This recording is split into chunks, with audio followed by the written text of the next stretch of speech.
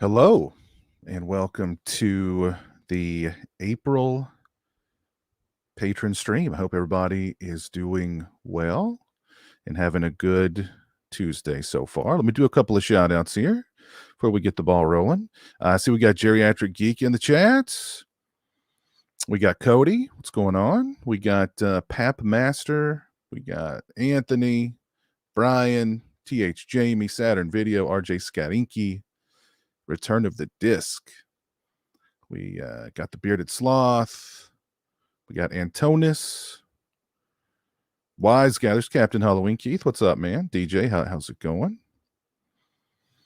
CJM. What's up? Oh, thank you, Cody. Yeah. Crow shirt. Very cool. Got Ben Grimm hanging out with us tonight. What's up, Ben?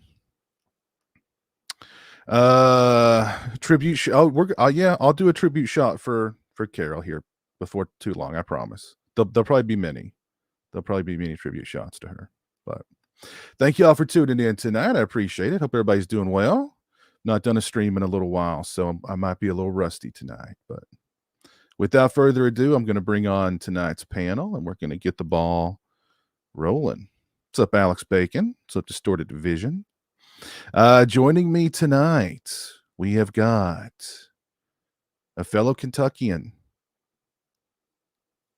He also has long hair and is tall, and his facial hair, just like me, just like all of us Kentuckians. Chris, what's up, man? What's going on? How are you? No complaints. Good. What's going on in your neck of the woods? Not a lot. I'm ready to go see Evil Dead, which I'm sure we're gonna talk about. I also need to see Renfield, but I haven't gotten around to it yet. Okay. All right, yeah. We'll definitely we'll talk a little bit about Renfield tonight. That's for sure. But it's good to see you, man. You too. Yeah, thanks for coming to hang out tonight. Appreciate it. No problem. Thanks for having me. Always a pleasure, sir. Always also joining me tonight, Swaggy G. What's going on, man? Hey, what's up, Chris? Piz, how are y'all? What's going good, on? Man. How are you doing? Excellent. I'm doing pretty good. I was down in Florida and I was talking to a clerk and she was like, "Your accent, are you from Kentucky?" I immediately thought of you. I was like, "No, but I'll go with it." not too far away. You should have been like, "Wait a minute. Do you like Kentucky guys?" Yeah. In that case, yes. She saved it though. She was like, "I like it," and I was like, "Oh, I bet." Mm-hmm. That's when you turn it up a little. You're like, "Hey." There's two Kentucky accents though. There's like the cool one and the one I've got. I feel like, you know what I'm saying. What does Piz have? Piz has definitely got the cool one. Oh, thank you. Yeah, some people it sometimes it gets thicker. Sometimes sometimes it gets a little thicker sometimes. You get mad or drunk usually. Sure. That's when the real Kentucky comes out of you. You have a few shots. What's a saying from Kentucky? Asked Ben Grimm. Now this is something my grandma used to say to me when I was a little kid, and I've said it to people, and they're just like, "What does that even mean?" I've never heard anybody ever say that before. But like, if I was ever like looking for something in my bedroom, like rooting through crap to find something, she'd say, "Well, did you lose a set out of your navel?" Did you lose a set out of your navel? Like, what does that even mean? I have no clue, but that's something she used to say all the time. I'll be honest with you. I think a lot of people out here, they just pull stuff out of their ass. Like, Yeah. I mean, like, I heard one of my friends said that he was wearing shorts and it was cold outside. And I don't remember where he was or anything, but he was with some older guys. And when he walked up, one of the guys goes, "Looks like somebody forgot half their britches." Now I can definitely hear somebody from Kentucky saying that. "You lost half your britches, son." Where's the rest of your britches? Yeah, where's the rest of your britches at? Don't you know it's cold out here? Or like, I'm sure you've heard this one. I'm sure a lot of people have heard this one. I used to hear this one all the time too. "You get a little too big for your britches, ain't you?" Oh yeah. Oh yeah. So, yeah. My grandma, she's from Wisconsin, and she would tell me that it's raining like a cow peeing on a flat rock. I've never heard that one. Yeah, first time. Yeah, never heard that. I'm telling you, man, there's so many like random ones that I've heard like one time from one person, and it's just like he just made that up. Yeah, but it sounds cool. It works. Yeah, it's raining like a bulldozer digging a hole. Yeah, pretty much. You said it exactly. Yeah. It's pouring out here like a June bug on a hot skillet. Yeah. Anyway, let's bring on some more folks here. We're having too much fun here. Also joining me tonight is another Chris, another tall Chris, maybe the tallest Chris. He may be the tall. I don't know. Let me bring him on. Chris, are you possibly the tallest Chris in the world? I believe so. I haven't met a taller Chris yet. I've only met one person taller than me since I hit, adult height, and he wasn't a Chris. So I think it's secured. Okay. That's something that we need to look into. I think we need to do some research on that. And if you are the tallest Chris in the world, I mean, you deserve some sort of little crown. Something. Yeah. You need to call Guinness. Yeah. Yeah. I'm trying to think of basketball players that are named Chris. Well, see, there was Chris Paul. I don't think he wasn't that tall, though. I don't think. Yeah. Chris Webber, he was pretty tall. I'll have to look him up. Well, Christian Laettner. I mean, that's not really the same. Close enough. Well, to say is the problem with NBA is they inflate inches. Yep, that's true. Oh well, it says here Chris Webber. I do too. I was waiting for somebody. That was like a softball being thrown in the air. According to Google, Chris Webber is 6'10". Okay, I'm just slightly taller than him. So you've got him by an inch. Mid-inch. Yeah. Geez. Well, but we need to look into that. We're going to look into that, Chris. I promise. I hope you're. Oh, Chris Bosch. Yeah, Chris Bosch. He was pretty tall. Let's see how tall Chris Bosch is. I'm 6'11". Yeah. Oh, that's me. He's right there with you. They do that with. Is he still alive? Chris Bosch is still alive, as far as I know. Oh, it's like not for long though. I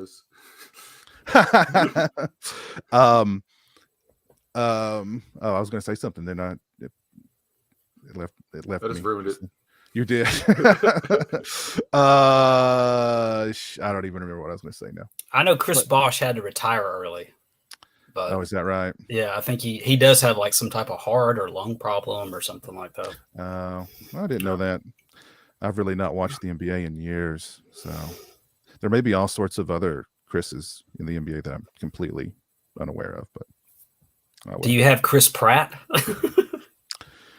I think you got him. Oh, yeah. I'm guessing. I'm betting you're a little taller than Chris Pratt. Yeah, all What the about comic book Chris's, I'm Crispin sure. Glover?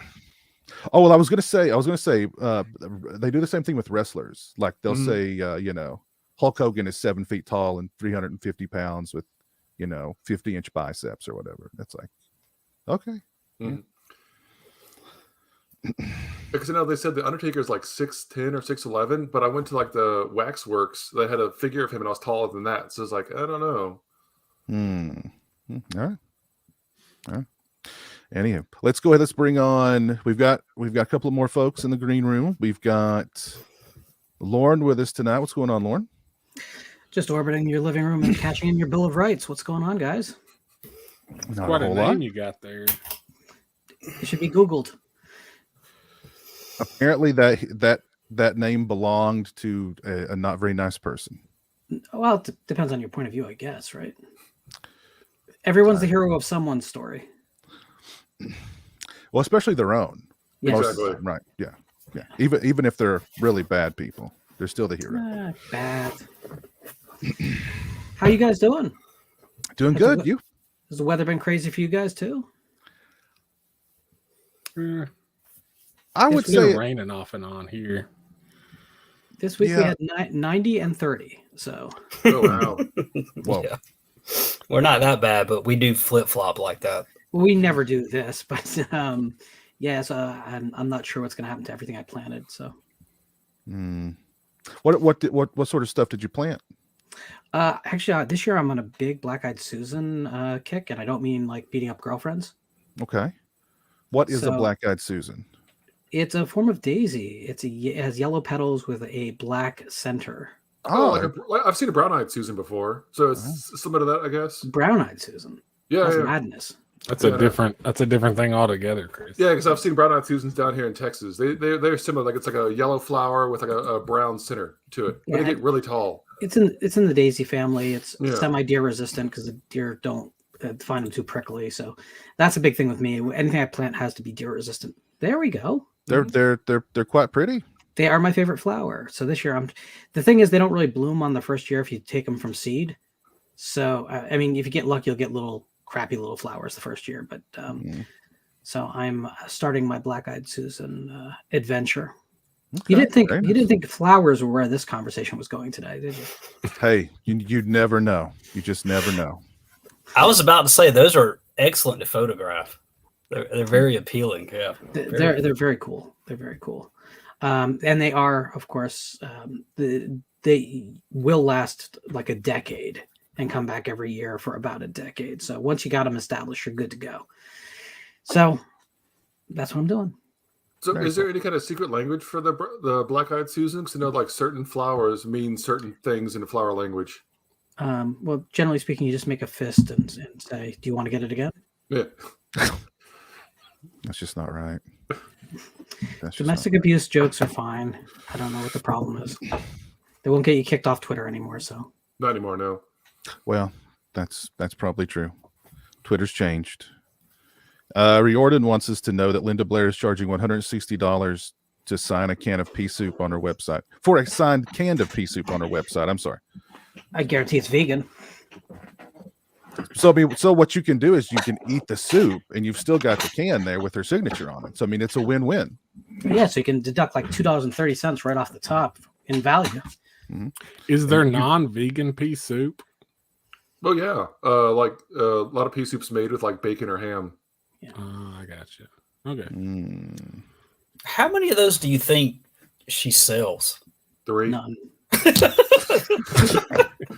Because if you go to the store, you could buy that for what, $2 for a Campbell soup. I don't know what brand it is, but like that's a hell of a profit. Oh, she's getting great value. I'm gonna have to, the Sam's Club pack of 18. Let me go to Linda Blair's website. I want to see what kind of. She's probably just hanging out with a rider and they're like shoplifting from the Circle K. Pure profit if we do it this way. Yeah. All right, I've got to find out what. She should come out with her own pea soup.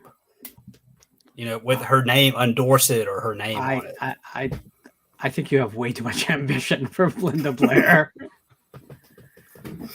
Oh gosh, I actually don't see them on her website. Maybe she sold out.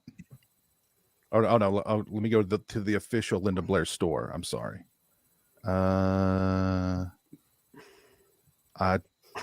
Autographs, accessories.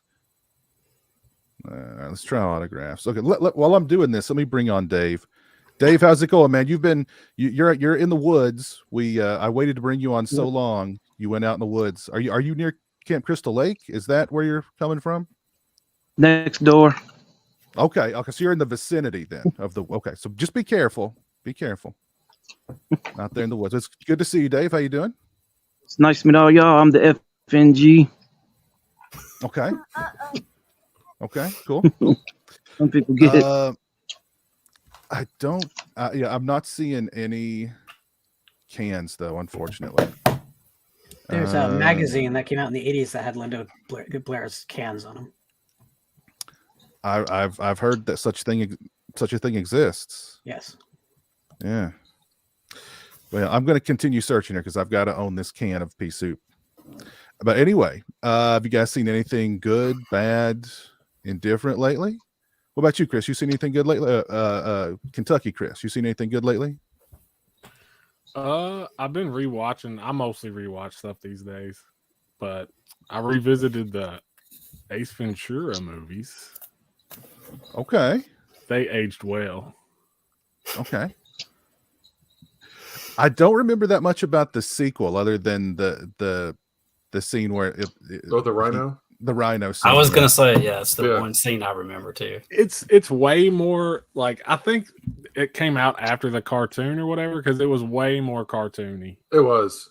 And Ace Ventura was way less likable. But I mean, if you like that kind of stuff, it's hilarious. Because When Nature Calls definitely had a lot more jokes that were like, okay, this can be sort of kid friendly compared to the first one. Yeah. The first one's a classic. I love that first one. I do too.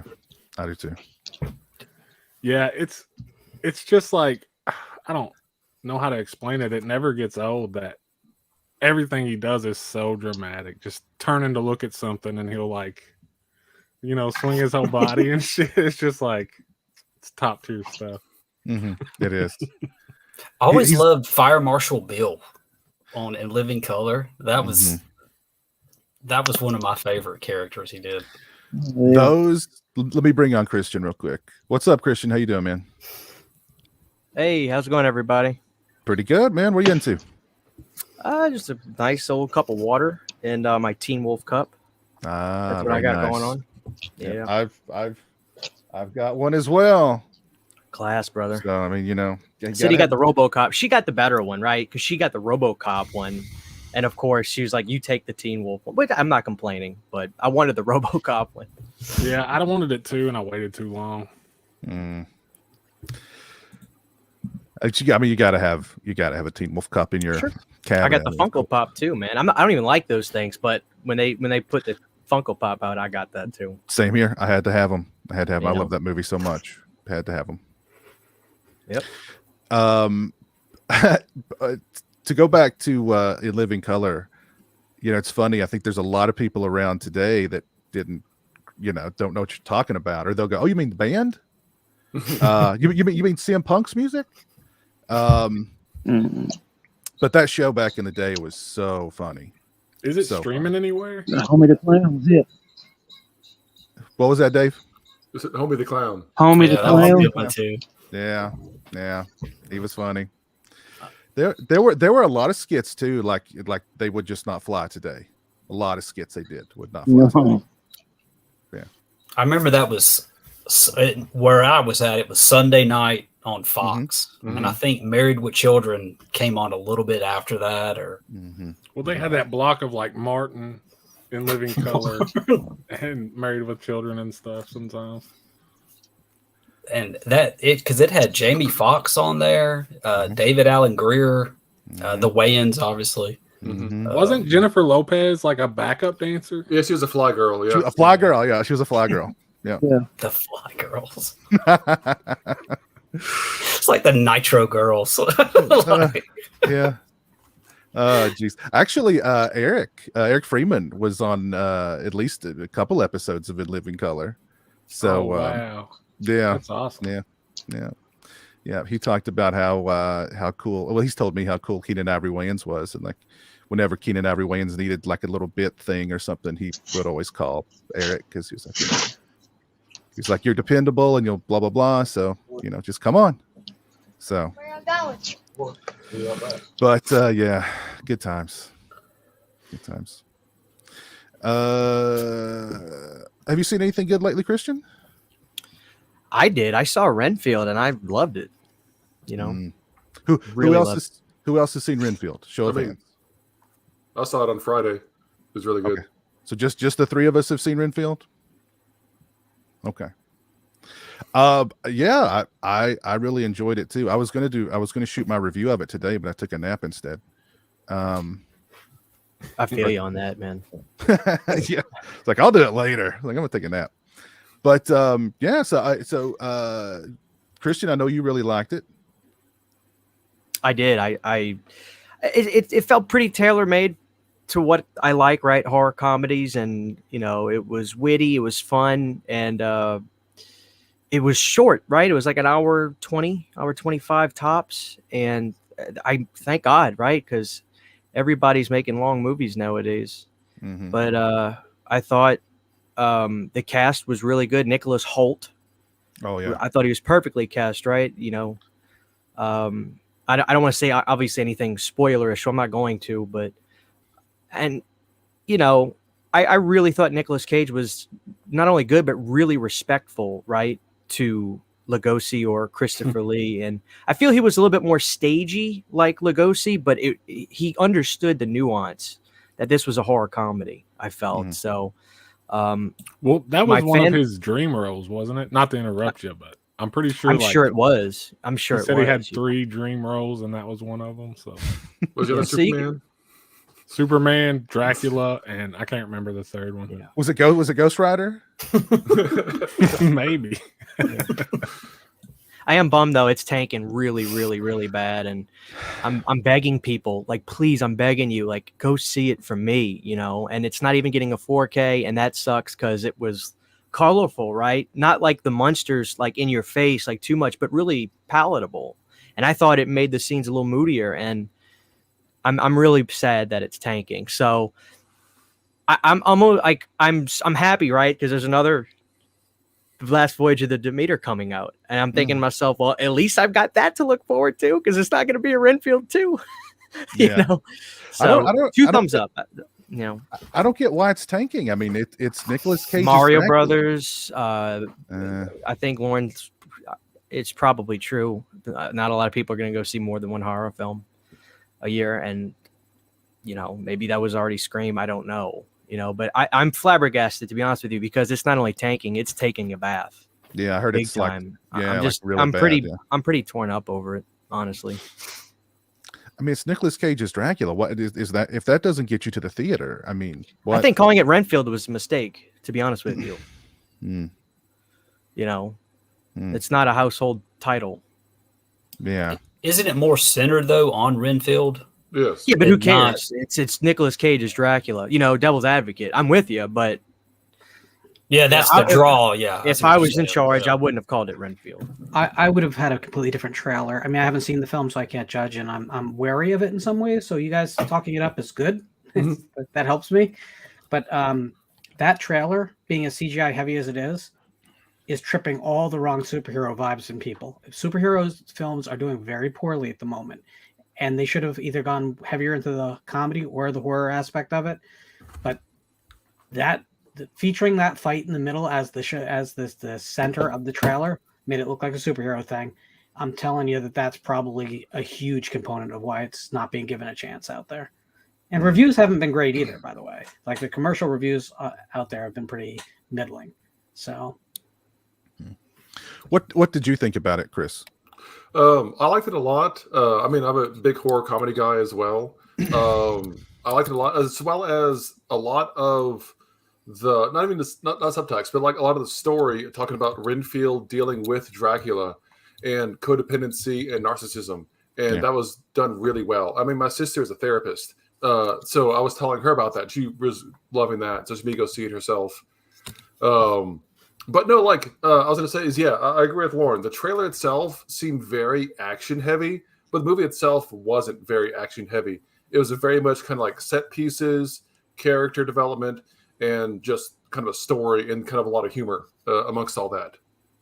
Yeah, I think the trailer was a little deceptive too, because a lot of the movie, a good chunk of that movie is Aquafina and her whole thing, and like she's in the trailer for like 2 seconds, like she's barely in any of the trailers. So her whole story, which I mean, that to me is far and away the weakest part of the movie. So I mean, maybe that's why they did it that way. But I think two other things may be going against it. Horror comedies are difficult, you know, and the action in the trailer makes it look like, well, you know, is this just another like John Wick action flick? You know, he's flying around and dodging bullets and because I feel like the trailer had every single fight scene except for the last one that's in the whole movie. Yeah, I think you're right. Yeah, I think you're pretty much right. Yeah. But I also agree with Christian though. Like it was very colorful, but not overly kind of like eyes bleeding colorful. Each scene had a different kind of atmosphere to it, and different locations had different kind of atmospheres to it based upon the color palette they chose. I think another problem is just that Morbius really burnt a lot of bridges for exactly the type of film this is, especially with how they marketed it. That because I don't think people are opposed to Morbius as much as they would have preferred to have stayed home and watched it in their living room rather than going to see it in the theater. I think the backlash for being a big tentpole release was that it just wasn't good enough to be that. But had it been just kind of a direct to stream thing, like it would have been fine. But you know, how often you'd ask people for kind of to buy that similar ticket. That's why I think the marketing was really pretty awful on it. Well, and where else would they have put it out this year when you think about it? I mean, October's going to be stacked, right? Saw, Exorcist. I don't know what's going on this summer. Well, of course, Universal is not going to compete with themselves, right? They're putting out The Last Voyage. Yeah. But I guess this is the time, and it just, I don't know. It said the budget was $65 million. Yeah. Ooh. That's a lot. Yeah. For a mid-category film that has no international appeal, it's a lot. Yeah. It's on screen for the most part. I mean, I would say so too. I would say so too. But I mean, I think Cage is just so good. He brings the perfect level of like over the top, like theatrical Dracula. That's a little Lugosi-ish, but he brings such this bravura and gravitas to it too. Like nobody else could have done that the way that Nicolas Cage. Only Nicolas Cage could have done this Dracula. Well, and go ahead. I was gonna say as well as you could tell, like his Dracula is set up from the opening scene as he explained the history between him and Renfield about kind of super theatric, as well as Dracula is healing and he's under like a ton of makeup. You can still feel Nick Cage coming out of all of that makeup. Oh, sure. Yeah. 100%. Yeah. This was in the trailer, so it's not a spoiler at all. But that shot where they're in the mediation room with Renfield and all the people, and then the doors bust open and then you see him walk in. That was such a fun moment. All the scenes with the group therapy were so good. Yeah. Were so good. Like I wanted more of those scenes with those characters and Renfield in the middle and stuff. I was looking at a lot of reviews on it too, on like IMDb, and a lot of the things I saw were this movie's just not funny at all, and that's not something I can really argue with, even though I thought it was funny, because like humor is so subjective, right? And I don't know, I thought it was fun. I just really would love people to go see it in the theater. I don't know why. It bums me out. You know, I finally get behind something that I'm really excited about, and it's tanking like the Titanic. So like I didn't even realize. Like I saw people posting about it last night on Twitter about how it's tanking, and I was like, "Really? How can this tank?" But okay, Sydney don't go to the theater, man, but she was excited. So we both went. We had a great time. Yeah, I don't know. It is too disappointing. many times. Christian, I feel your pain. All the stuff I like fails, so don't worry. Yeah, it's disappointing. But I was going to say also is going back to the marketing, I feel like they did market it wrong because the screenplay by Robert Kirkman, I mean, he did Invincible. That's really popular on Amazon right now. Everybody's excited for season 2 for that. So I feel like that could have brought some more butts in the seats. Who knows, man? Mm-hmm. Well, you mentioned it's a head scratcher. You mentioned Last Voyage of the Demeter. I'm looking forward to that one too. Yeah, that looked good. I saw the trailer for that. Yeah, because that's always the part of the Dracula story that gets really glossed over in the movies. Dude. Like they gave it a little bit of love in Bram Stoker's Dracula, but it's always glossed over in all the other Dracula stuff. So it's cool just to see a movie. It'll be cool just to see a movie of the Demeter. It's barely in the book, so I mean, it's wide open. Yeah, it's wide open, and I think that's real cool, and it looks great. I mean, it looks killer. It has a very moody, very dark. It looks like the adaptation of The Terror should have looked. The great Dan Simmons novel that was made for, I think, Showtime as a 6-episode series, it was way too fast paced, so it didn't work. It had no atmosphere. So I'm excited by that. That's like right down my alley, though. So yeah, I'm looking forward to that. The Bearded Sloth mentioned something. What I think is interesting is that Nicholas Hoult is Renfield in this movie and is playing Jonathan Harker in Robert Eggers' Nosferatu. That is pretty interesting. But is that coming out this year? I don't know. No. Okay. No, I was gonna say it's a year of the vampire, man, which I'm fine with. But Nicholas Hoult is great. He's been great he's been around he was a child. He was in he's been around since he was a kid. So I mean he's been in a lot of good movies. He's always delivers good performances, and I loved his kind of straight-faced sincerity throughout the entire all the toxic relationship and whatnot, and just him being the fish out of water thing. He was just so sincere and so straight-faced throughout it all. It was I don't know. I enjoyed the movie a lot. I will say also, quick question for Christian. As a fellow Louisianian, this movie's set in New Orleans. Were you kind of confused why nobody had an accent? It's like everybody was a tourist. Well, that's the thing, man. It's like, not really. I didn't think about it. Like, Chalmette accents are even way more different than New Orleans accents. Yeah. So not really. I didn't. I dug that restaurant, that kind of pirate voodoo restaurant, though. That cool. felt like home, Mm-hmm. So yeah. But honestly, the people at the mediation, especially the guy doing the mediation, he sounded like he was from I don't know, Michigan or something. Yeah. So, Mark. Yeah. I loved Mark. Let's see. We had did anybody get out to see The Pope's Exorcist? I've not heard anything bad about it. I've heard mediocre to good things about it. Nobody? Yeah. I mean, I know Russell Crowe's in it, but that's about it. That's all I know. It's performing better than Renfield, so somebody's going to see it. I've heard it knows what it is. It's like a self-aware kind of movie, so that'll be refreshing. Okay. I'm just burnt out on exorcism movies. Like, they all just look exactly the same to me. And hold on, buddy. So it's like, how many times can you see the kid's head spinning around or them climbing on the ceiling or something? Yeah, go ahead. How many good exorcism films can you actually name? Two. Maybe 4 if we're gonna really, really stretch it. But that's it. There's way too many for the subject matter. And let's be honest, until Blatty possesses someone to write and direct a film, it's not worth it. Yeah. That's what it comes down to. So I mean, it might be good, it might be good. For me, it's just like, that one I can wait till streaming. So. Although I'm more interested in that than Blumhouse, The Exorcist. So. Ben says it hits all the normal Exorcist tropes and is slightly elevated by Crow.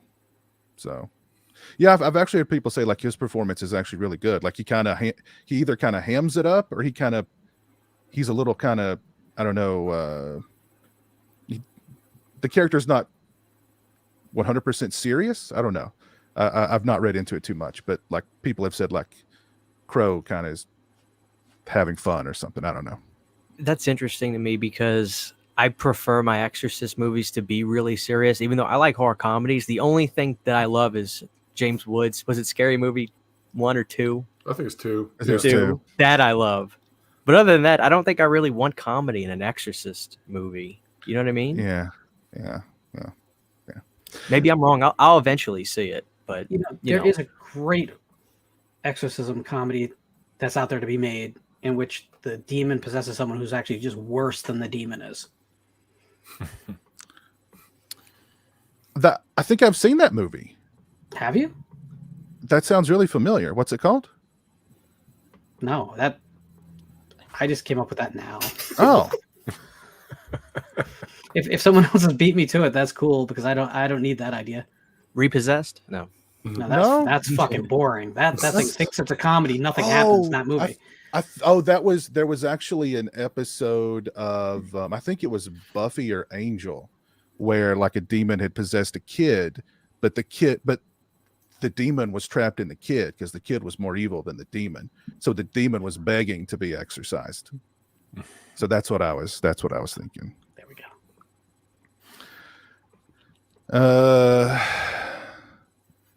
Let's see. We had another. The Bearded Sloth. He mentions The Exorcist, The Exorcist 3, The Last Exorcism, and Exorcism of Emily Rose. Well, of course, Exorcist and Exorcist 3 were the first two that came to mind.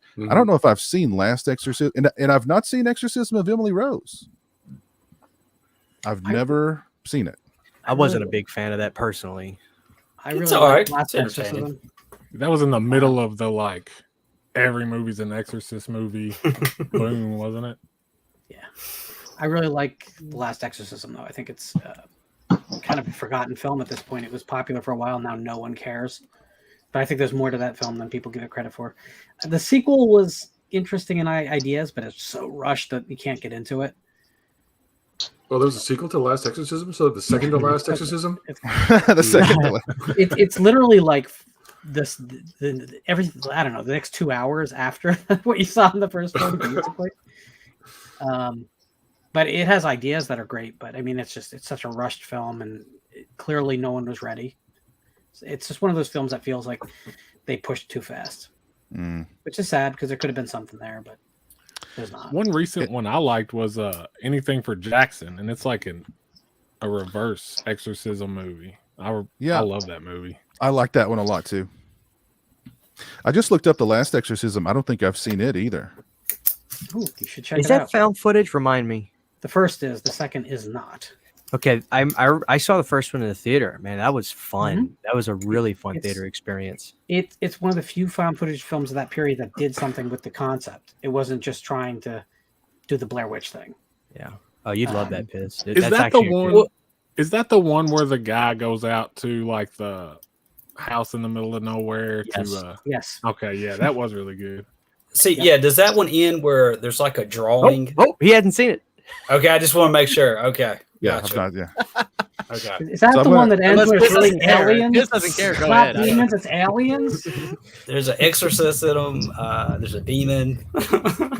So you said it's found footage. How bad is the shaky cam? Because I get terrible motion sick with a lot of shaky cam stuff. I haven't watched it in a long time, but I don't remember it being off-putting, which I usually am kind of sensitive. I get just annoyed by like what it's hiding. They usually hide budget limitations with the shaky cam. Yeah. And I didn't have that impression, so I think it probably wasn't that bad, but I haven't watched it in years. Okay, yeah. I think at the end, there is a lot of running around at the end. I don't remember if it's bad, but...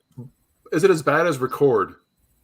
Because that was the worst for me in theaters. Wreck. Yeah, Wreck, Record, whatever. You saw Wreck in theaters? Yeah, I did, yeah. It got me so motion sick. Wow, that's exciting. I love Wreck. Take a Dramamine before going to the theater. Yeah. Well, are you it was talking about Wreck or one. Quarantine? No, whatever one had the sister from Dexter. That's Quarantine. That was the American version. Yes, I was going to say it's the American version of Wreck. That's what Quarantine. it was. Quarantine isn't horrible by any means, but why would you bother with it when you have Wreck? I know it was just at the time. My wife at the time wanted to go see it. I was like, okay, let's go see it. And I got sick. One that I saw that I was slightly disappointed with was Beyond the Door. Oh, I love Beyond the Door. I'd heard that was, you know, the dirty, nasty kind of version of that, and it had a couple of moments I thought were really, you know, intriguing. But overall, I was like, I just didn't go for it. You know? That movie made me gag harder than any movie I've ever seen in my life. I can't believe. Am I the only one that gets repelled by a kid drinking Campbell's soup out of a straw? Oh, it's fun. That movie is fun. That is. You know what I'm talking about? You remember that, Yeah, Swag? yeah. Like I literally was heaving watching that. I remember That's the mom's disgusting head. to me. Like, oh, that was cool. That's nothing. Give me a 30-minute shot of that kid sipping out of a Campbell's soup can with a straw. Ugh, I get sick thinking about that. Swaggy, the film you're looking for is called The Eerie Midnight Horror Show or Les Exorcists. That's the dirty exorcism movie that you're looking for. I do want to. Alex Bacon mentions The Taking of Deborah Logan. That's a great exorcism movie or possession movie that nobody ever talks about, but that's a great movie. Yeah, it is. More people should see it for sure. Love that freaking movie. And you can find used DVDs of that for like $1 online. Oh yeah, there's no doubt about It's everywhere. it. Okay, so here is the Exorcist package. It is the Exorcist pea soup package. I apologize. It includes an 8x10 and a soup and pea soup. And it's Amy's or Amy's organic soup, split pea soup. She went high dollar, guys. Surprise, Yeah. surprise. Well, she's only buying them once you make the order. So Oh, and it says the Exorcist photo may vary, so you may not get that photo of her on the bed there. It may be a different photo. But that's, $160. My ex-girlfriend got me a Linda Blair autograph that she ordered online from her website, and it's like an 8x10. I think it was about $80. Because I remember being like, I'm not paying that much for it. That's a little steep for me, but I think I was charged $40 back in the day when $40 was still expensive. And if I could do it again, I wouldn't. She's just not a pleasant person. So Well, it depends on how you approach her. It depends on how you approach her. If you approach her talking about animals, she'll open up. But tell her your dog wants an autograph. Maybe she'll give you a discount. Chevy Chase wants an autograph, Linda. Especially if you've got a picture of it on your phone. Yeah, she loves that. Or well, she did back when I met her. So let's see what else is going on in the chat.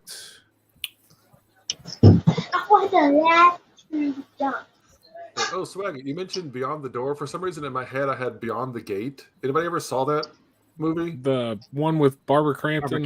Yes. Yeah. It looked like it's based on a board game. I was like, okay. Mm-hmm. Like the trailer made it seem way better than a movie actually was. This is boring. Pretty boring.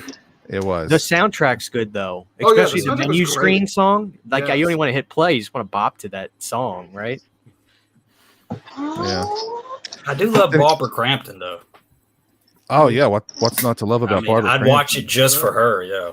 Yeah. Well, you won't be sitting down a whole lot. Yeah. Exactly. She's not in it that much.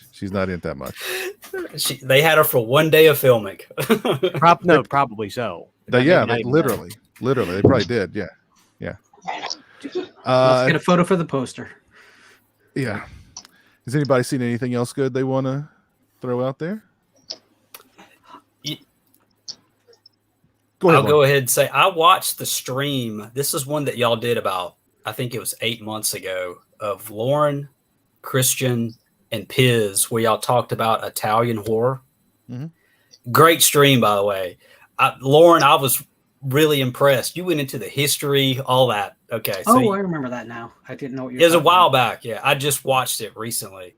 And y'all had named a lot of stuff I'd never heard of, but the one that I've watched is Shocking Dark. Of everything you could have chosen. That's what you were. So far, that's the only one I've watched. But I was just like, how is this legal? They took straight lines out of the movie. You know, it was entertaining though. You know, I kind of like that stuff. But Bruno Mattei or Bruno Mattei, yeah. He's a master. He's a master thief. Very creative guy. Yes, kind of guy that you could hand $4 and you get $8 worth of film out the other side, and that's good because that's all the money anyone was going to hand him. That's right. Mm-hmm. Yeah. But he had a Jeep, and he could pretend that meant that you were in the military. Mm-hmm. So. Shocking Dark, so fun. So yeah, fun. that came up on my YouTube, and I was like, oh, I haven't seen this. So I mean, it's very good. Y'all covered everything, and y'all were like, we could talk for 2 more hours on this. But so far, that's the only one I've gotten to. You've got I mean, there's a lot. You've got Monster Dog for me. Oh yeah. Got quite a journey. Alice Cooper. Yeah, that was a personal favorite of yours. Yeah. I think what they're saying, Christian and Piz, is we need to get together and do a part 2. Yeah. Yeah. Definitely. Yeah, so you've got a long journey ahead of you, Swaggy, but you've got an interesting one, that's for sure. Yeah, I thought I'd start with that one. That was pretty entertaining. I was like, well, they haven't steered me wrong so far, so. Okay. That's the case. Everything else is great.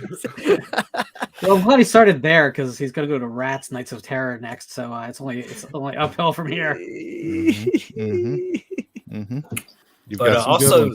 Speaking of the original Exorcist, I did watch Cruising like 2 days ago, and I'd only heard of that because Piz mentioned that on one of his streams. That I was like, I've never even heard of this movie, and that it's a pretty graphic movie, but I thought it was shot really well.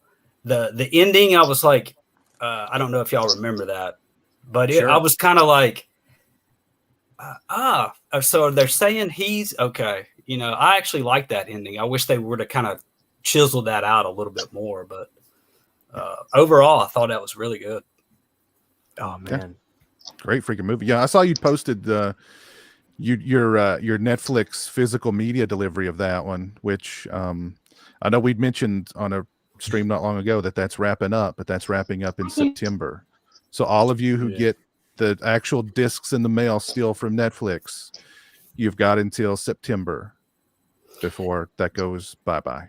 You see, and I think you had mentioned that movie on one of your Sunday night streams like a month ago, and I just got it in. Like, I added it to my list, and it came through. So, can you imagine? Can you imagine pitching Cruising today? Yeah, wouldn't happen. To a major studio. I want to make a film about the underground gay scene in New York and serial killing. That's it. It's just not happening. Yeah, that's all you'd have to say, and then somebody goes, "Security." Yeah, that's all you do. Yeah, you wouldn't get beyond that. Swaggy, I tell you, it's either that or To Live and Die in L.A. is my favorite William Friedkin movie. And it's hard to pick. It's not The Exorcist, but it's either one of those two. And Cruising is a top contender. See, I've never seen that one you just named. Oh my god! Dude. That is a masterpiece. That makes so Friedkin. Nobody can fuck with Friedkin. I don't care. That dude is up. Guardian. I mean, Guardian is Friedkin did a lot. Friedkin did a lot of great movies. But Guardian's a little so high. You know. Yeah.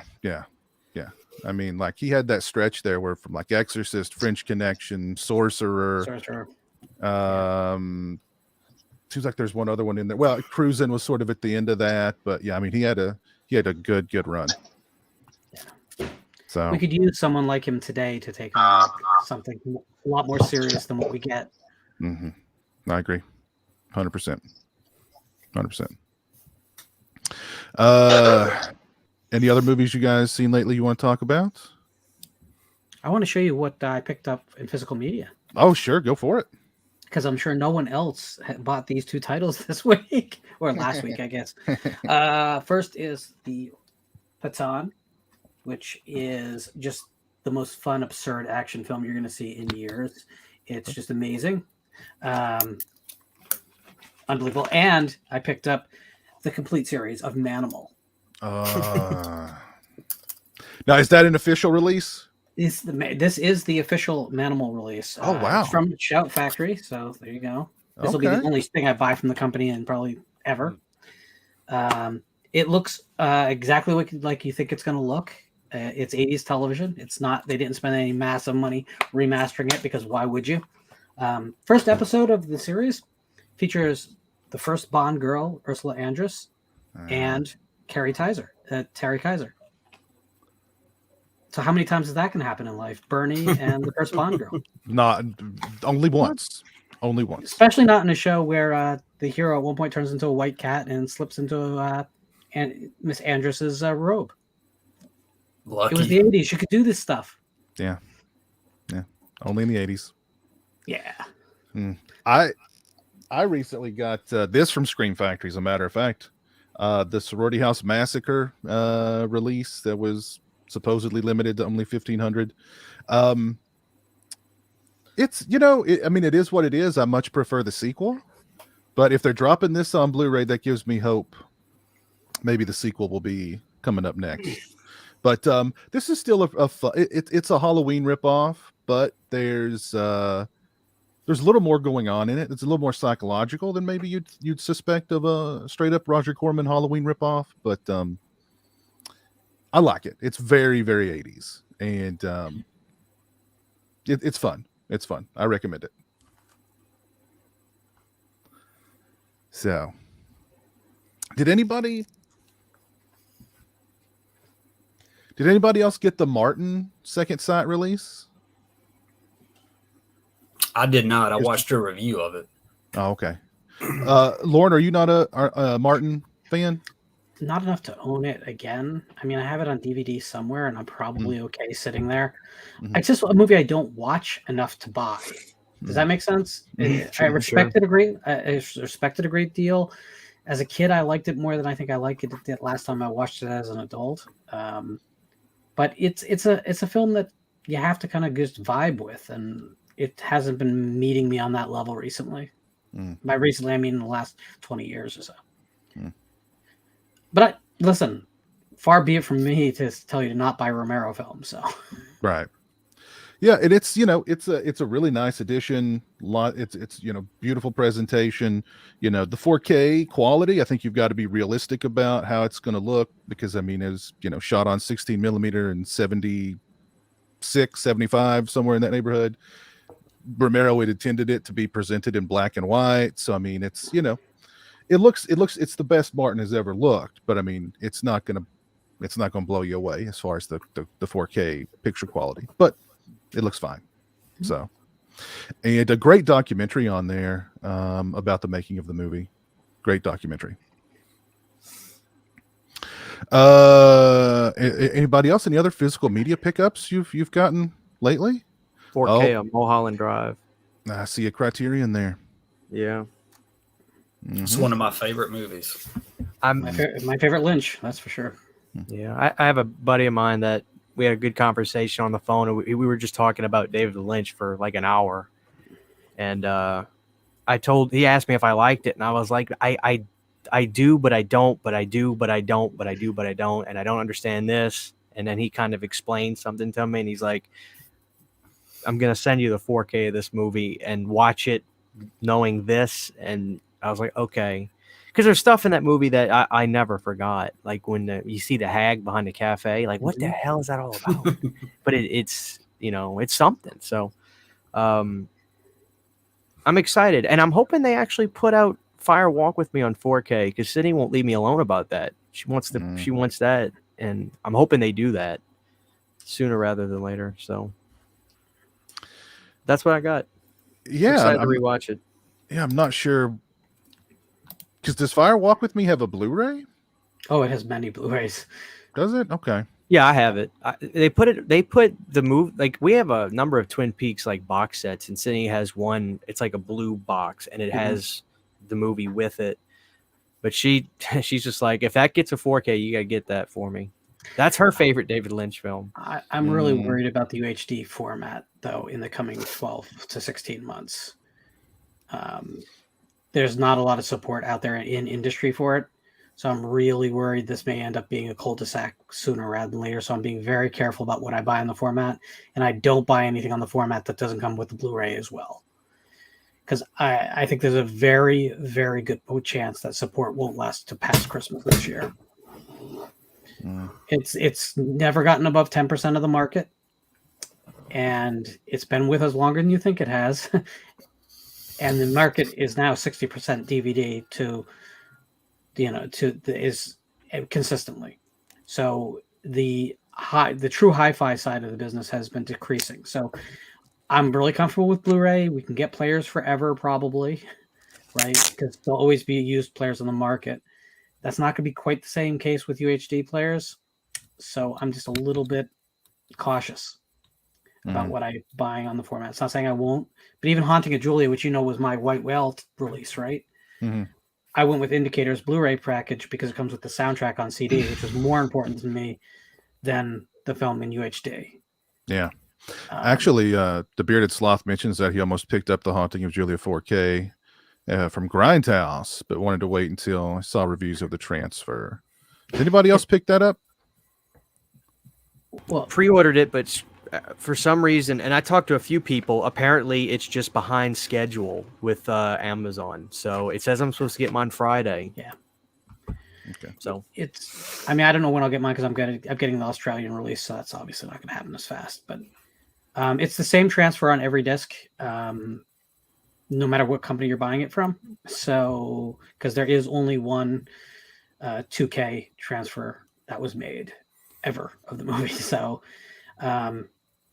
buy whatever you're comfortable with, but don't sleep on this movie. I think it's the scariest film ever made. I think it's a tremendously important horror film. I think it's one of the best adaptations of a horror novel that's ever been out there. Has the best Mia Farrow performance in her career in it. The Colin Towns score is my favorite horror score of all time. There's not enough I can say about this movie, which is why I was so pissed off that it didn't even have a legitimate, DVD release. It was just a crime that this film was as obscure as it was. And Christian hasn't seen it yet, and I'm dying to get his impressions. My expectations are high, so I'm really excited. I'm excited. Awesome film. Well, it's a good year too, right? What is it, 77? Those are just creepy years, and that atmosphere. So the British locations, it's dark and dank and wet looking, and it has all that stuff you love. It kind of looks like Don't Look Now, which it has a lot in common with, actually, except it doesn't have the psychedelic elements. I hope it does good because I feel like, you follow a bunch of people on Instagram that are physical media collectors, and I'm not judging at all, but, it seemed like Company of Wolves took a bath in that front too. I didn't see a whole lot of people grabbing that, and it's just like, it's a new title, guys. You may not even own this yet, and it's a good movie. But I hope we're not going to see the same thing with Haunting of Julia, because then why would Scream Factory want to go out of their way to license these titles that aren't going to sell, Well, this Haunting of Julia in particular was a fan who unraveled the legal situation and paid for the transfer. I mean, that's literally like if you guys had a favorite movie and just decided to spend a couple $100,000 to get it back into circulation. Wow.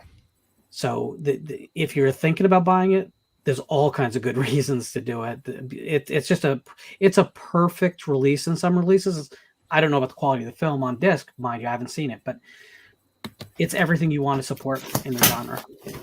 So if you want to follow the guy's Twitter feed, it's Memories of the Haunting of Julia is what you search for on Twitter, and you'll see his entire history of untangling the case and getting distributors interested, getting the work done. It's just an amazing story by itself, and I hope it's represented on the disc. I know that none of the discs have the same special features as the others, so because he wanted them to have exclusives worldwide. So the BFC release is different from the Scream release, which is different from the Indicator release. So, I mean, I'm not buying all of them. I'm buying one of them, but it's worth supporting. It really is.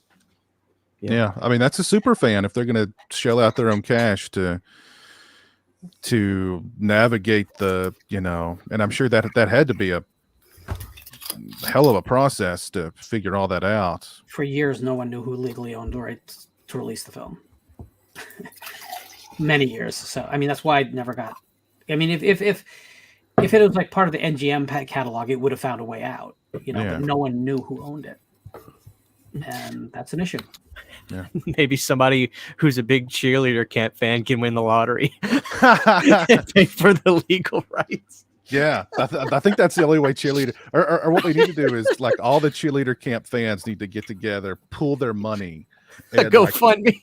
Do a GoFundMe to try and figure this out. Yeah. So somehow there's a little bit of quality difference between these two movies. Point out at this point so that we don't give the wrong impression. Well, I mean, some people. I mean, some people love cheerleader camp. It's a film. It's a film about cheerleaders at camp. Cheerleader camp is a movie. It is indeed. Yeah. So, lots of cheerleaders, lots of death. Barney Likes Beer has a really interesting comment. He says J.J. Abrams was a fan of Phantasm and was responsible for the 4K transfer of that. Yeah, he was, but the real reason that film got that transfer is because the technology was unfounded about restoring it, and they didn't want to commit to it for Star Wars, which was made the same year on the same film stock. So they basically used Phantasm as the canary in the coal mine to make sure it could be done. Okay. So we can thank Star Wars for Phantasm getting a good release, because there's certainly one film of those I care about a lot more than the other. The Bearded Sloth says I really thought they would have discontinued DVD by now. It amazes me that in 2023 people still want to watch movies at 480p. So bad take. Bad take. Yeah, I'm looking at the chart right now. DVD for the week ending April 8th was 60.6% of the market. Blu-ray accounted for 29.3% of the market, and UHD was 10.2%, which is actually about as good as it gets for for UHD. The truth is, Blu-ray and UHD basically barely scrape by. DVD is still making some money, but the whole industry is about 25% down for the year. So, I mean, you gotta realize that most people don't care about movies the way we do, and they're still streaming at lower than 4K quality, so they don't care. They just want to watch the movie. Well, they want the cheap. DVD is usually cheaper. Oh yeah. They a lot of people I think a lot of people still have like the portable the portable players that are DVD players, and they can give those to the kids in the backseat of the car to shut them up, or they've got the whatever in the back seat that's they can put the disc in. You're right, Piz. And also you got to realize that kids movies account for about 40% of the sell-through market. It changes your kind of calculation on a lot of things. Yeah. We might all love Vinegar Syndrome. Vinegar Syndrome are not going to sell in a year what Disney sell of a single release in its release weekend. That's just how it is. Yeah. Perry says she just picked up the Arrow release of Vamp. I would recommend it. It's a lot of fun. Yeah, Vamp is awesome. That's another one I don't hear a lot of people talk about very often. That's a really good 80s vampire flick. Yeah, and that release is also very good. Mm-hmm. Yeah, highly. I like Vamp a lot more than I like Lost Boys or pretty much anything except Near Dark. I like more, but that would be the only other vampire film I like more in the 80s. You don't like the Jim Carrey one? No, I hate Jim Carrey. Once Bitten. Yeah. That was Once Bitten. But yeah, I love Once Bitten too. I love that movie too. I did pick up something that I think Slasher Home Video would appreciate. So just bear with me. Stay Alive, 2006. Oh, yeah. That's a winner, dude. You die in the game. You die in real life. Nah, that movie, dude, it's entertaining, but the CGI on that is something to behold. I'll tell you that much. Oh man, I forgot like that. I forgot that movie existed. Oh wow. How can you get Frankie Muniz in that movie, man? The people who made that With his film are flipped up trying to visor. accomplish what you did, Biz. The plot doesn't make any sense. It's like, It was made by Disney, man. really? Yeah, that's the crazy thing. Yeah, Like Disney or Miramax? Disney. Oh, man. Oh, damn. Yeah. Oh man, I forgot that movie existed. Wow. That one goes back to, I remember seeing that in the video stores back in the day before they went away. Man. Jeez. This says it all: violence, gore, sex/nudity, drug use, profanity. All right. That sounds like a Disney movie to me. But it's really light on all of those. Yeah, exactly. And they're all done very poorly. So, But I'm that trying is- to see what's it rated. That is basically the entertainment food pyramid, though. Well, see, you have the unrated director's cut, bro. That is true. Yes. Which is They bump it up 9 to like seconds longer. PG-13. That's where it's at right there. What's up, Justin? How you doing, man? From Nova Scotia. Huge Friday fan. Love the Bloody Valentine commentary. I would love to check out the shooting location someday. I'm pretty close anyway. Love the channel. Thank you, man. Oh man, Big Crack Rock's throwing some shade at you, Slasher Home Video. Was that? Don't even have a colored TV. He's right, man. I'm rocking black and white. The big box TV. CRTs. Class. We got Griffin here in the chat. Peter Straub, writer of the novel, mentioned in an interview that even he didn't know who owned the rights to The Haunting of Julia. R.I.P. Peter. Maybe Charlie Band owned it. No, because he would release it if he did. Oh yeah, Charlie Band would have had 7. It's in Found there. Charlie It's like Band a box knows over in a everything he warehouse. owns. He's like, can I make money off of this? It's out. Charlie should have just released it then, because he would be like, well, who's going to sue me? Maybe they don't even know who owned it. There'd been a sequel with like little dolls in it, or like absolutely. Well, there is a doll in the movie, so that would have been it. The little clown doll with the symbols would have been the sequel. The prequel story. Then it would have got a spin-off. Then it So- would have got 7 yeah. sequels. And it would have been versus some other franchise. Yeah. The Haunting of Julia versus Ginger Dead Man. That sounds like a winner to me. That's a No, winner. I don't think Gary Busey's coming back for that, Piz. You're right. I think you're right there. Yeah. The little dead girl in Haunting of Julia could take out any of those toys. And she doesn't do more than like sit on the floor and look at you. But that's all she needs. There is a German release of Cheerleader Camp called Bloody Pom Pom. Okay. It's a great title. That is a great title. Interesting. Anything else on y'all's minds tonight you want to talk about? Well, speaking of Charles Band, that Arrow Empire box set that's coming out. Oh, yeah, that looks good. Stoked for that. Yeah, that looks good. It's Arena, Robot Jocks. Like, come on, dude. It's going to be awesome. Yeah. Dungeon Master, I think, is like what I'm really excited about. I love that movie.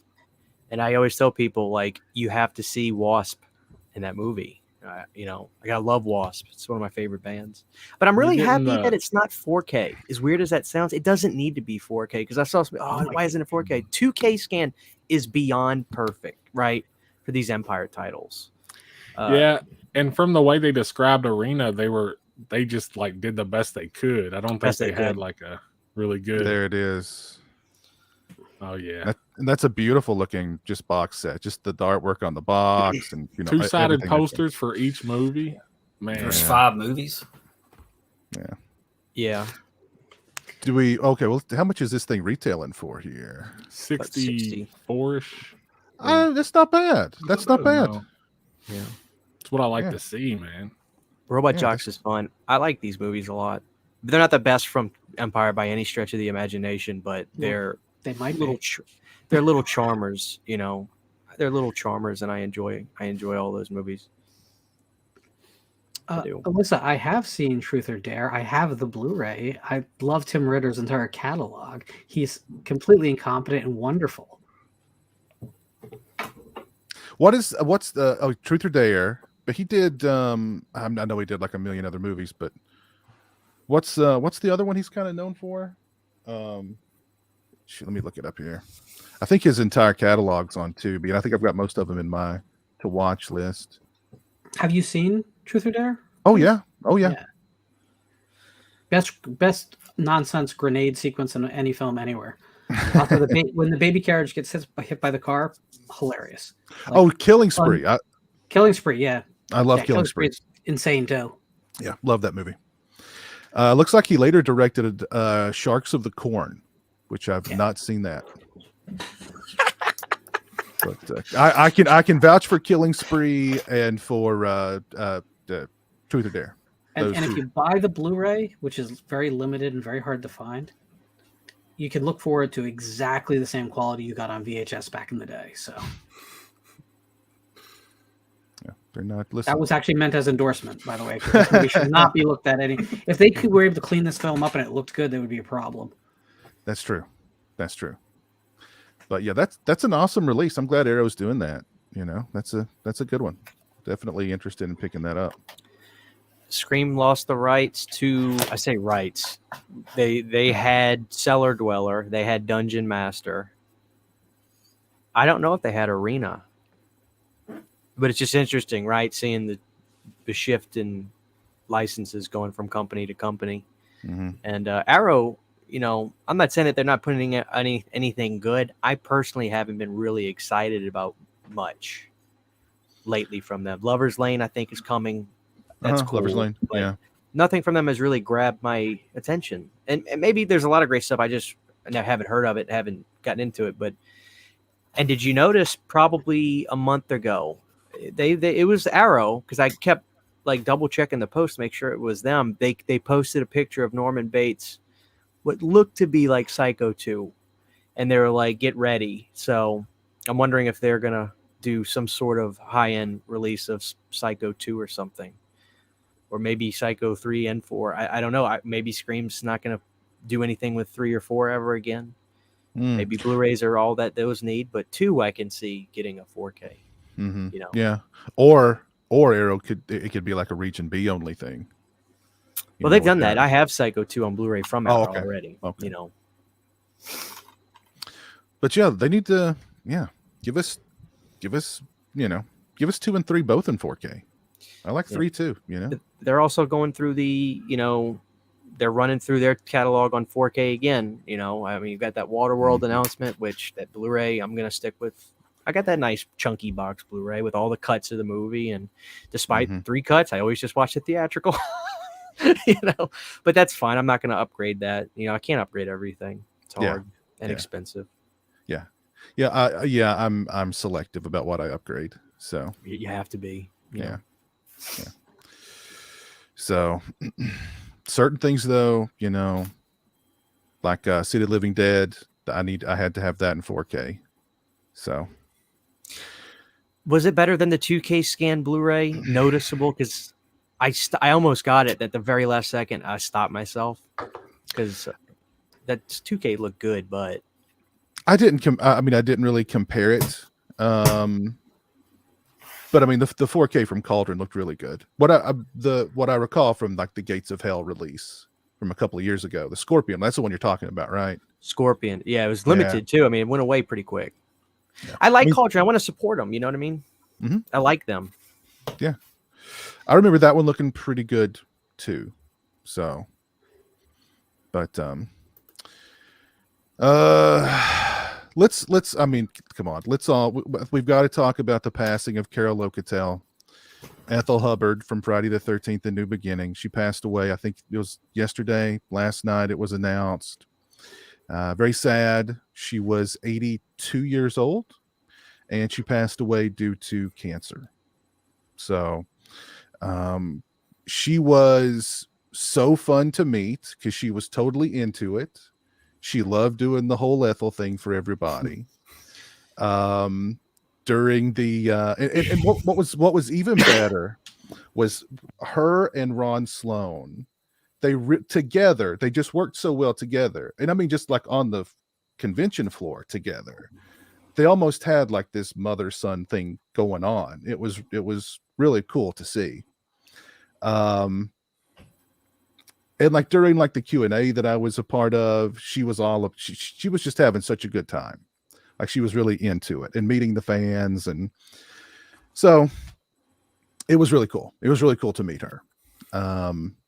Yeah, it's unfortunate that she's no longer with us, but what an impact she left.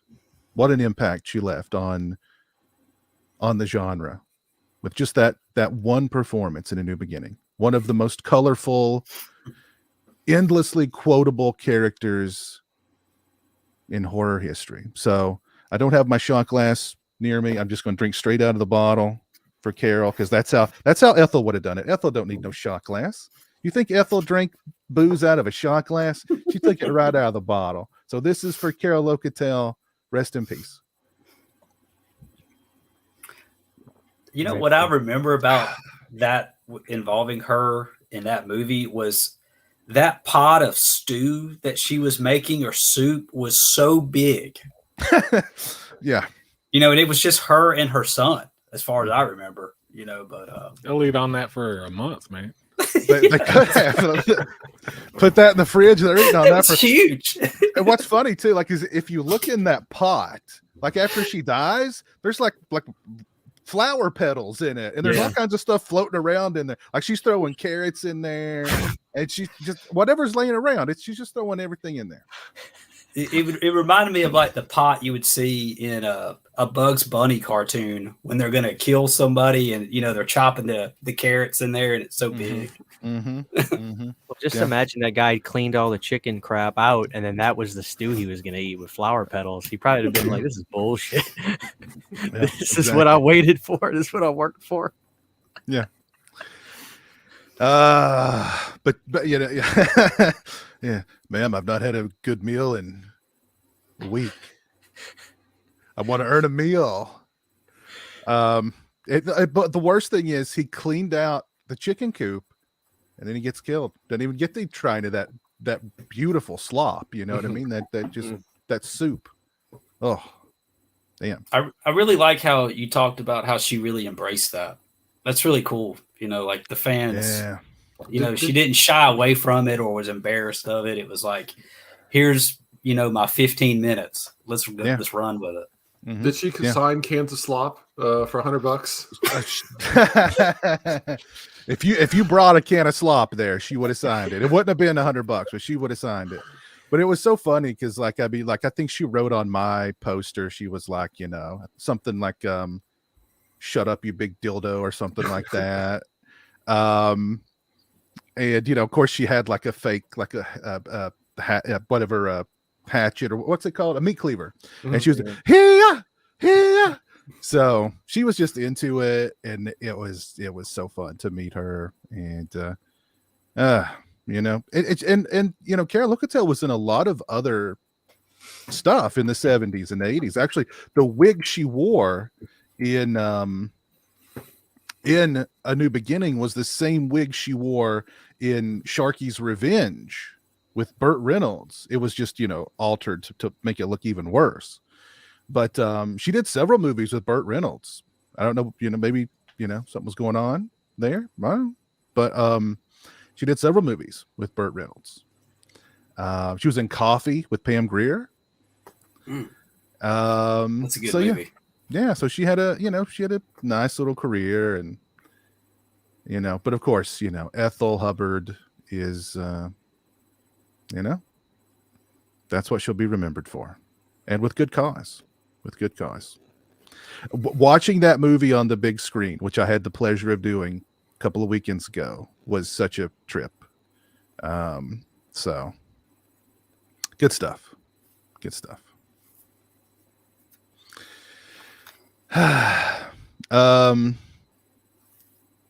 Anything else you guys want to talk about? One thing I just remembered, there was something going on Twitter the other day about like Drew Barrymore and some other, like, another Scream character who got killed off, wanting to fucking come back. Yeah, I'm like, no, no. I mean, yeah, it's ridiculous. Surely that had to be somehow taken out of context, because I mean, like, she's gutted and hung from a tree. But I want to come. There's a possibility I could come back. Like no, they can de-age her for a flashback, man. That's what yeah. But I think it was Parker Posey was talking Parker about Posey. one, That's the other one. Which I don't remember how Parker Posey died in part 3. So I'm sure she wasn't gutted and hung from a tree, but so I mean, I don't know. Did she die? I just remember I kind of blocked out 3, so I just remember seeing her completely. I just remember seeing her laying on the ground, and she had like blood coming, like a little trickle of blood coming out of her mouth. That was like, she's dead. She spits up like blood and something like. Yeah, it's been so long since I've seen 3. Like, but it doesn't like show her being killed. Like you just see her. From what I remember, I don't know. Somebody in the chat remembers 3. Let us know. Hey, But, if you want to bring Parker Posey back to anything, I'm game. Make it happen. That's what I say. I love Parker Posey. I love Parker Posey too. So, but I don't know. I don't. Is that character gonna like light up Scream fans' panties the way that Kirby does or did? I mean, I don't I'd be know. happy. You'd be happy. Your panties would be lit up, but yeah. So that's. I mean, come on, for God's sake, Yeah, a flashback of Drew Barrymore de-aged. Okay, sure. I guess I could see that, but what would it have to contribute to the story at all of anything? That's not the point. Feedback. I don't know how that would fit into the story at all. Yeah, I don't get it. Well, you bring it back her little sister, and she's got a touch of schizophrenia, and she sees her. Or the little sister like 30 something now. Or Casey had an identical twin that we didn't know about. There was Casey. There was Casey and Stacy. Yeah. So that's Stacy Becker that comes back. It writes itself.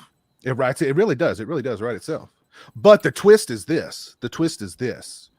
In the end, instead of her unmasking, she just lifts up her robe, and you see like there's this. You see where she was gutted, and they stitched her back together, and she goes, "I'm really not Stacy. I made that." It's kind of like Happy Birthday to Me, only in reverse. Like there is no twin. She made it all up. You see, this is writing itself here. This is writing itself. I thought you were going to say opened her shirt and it was like Guado was like, Now that would be a twin. No, that's how they kept Stu alive. He's just a head that they put on somebody's body. Yeah, that's how they kept Stu alive.